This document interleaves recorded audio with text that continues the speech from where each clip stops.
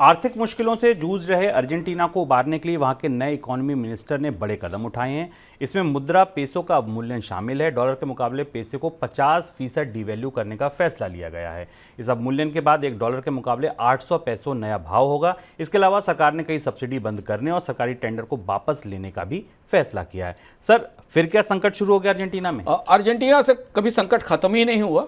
पिछले 20 साल से ये देश दुनिया में अजीब तरीके के संकट का सामना कर रहा है।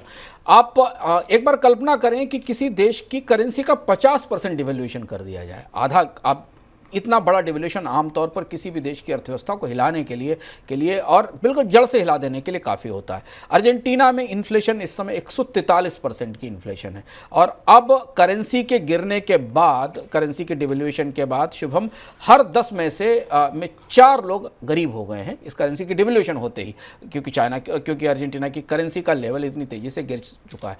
लगातार सरकारें बदलती रहीं, पर अर्जेंटीना जो एक वक्त दुनिया का फूड एक्सपोर्टर था, पूरे यूरोप को और अमेरिका को खाद्य का निर्यात करता था, बड़ा देश है, तमाम रिसोर्सेज, संसाधन, एग्रीकल्चर सब कुछ है, पर सरकारों के खराब आर्थिक प्रबंधन ने उसे इस हालत में पहुंचा दिया है कि अर्जेंटीना डिफ़ॉल्ट हुआ, बॉन्ड मार्केट से बाहर कर दिया गया और पिछले 10 साल से महंगाई और अवमूल्यन से जूझ रहा है। अब जो ताज़ी कोशिश की गई है वो आईएमएफ की तरफ से जो नया प्रस्ताव दिया गया था कि अर्जेंटीना को अपनी करेंसी का डिवैल्यूएशन करना चाहिए ताकि उसका ट्रेड डेफिसिट कम हो सके और उसके कर्ज में कमी आ सके और सब्सिडी में कटौती की जा सके। इस फैसले के तहत अर्जेंटीना में ये डिवैल्यूएशन किया गया है। पर आमतौर पर करेंसीज के ऐसे फोर्सफुल डिवैल्यूएशन अर्थव्यवस्थाओं को तात्कालिक तौर पर बहुत गहरी नुकसान पहुंचाते हैं, गहरा चोट पहुंचाते हैं और ऐसा हमें अर्जेंटीना के संदर्भ में दिखाई दे रहा है।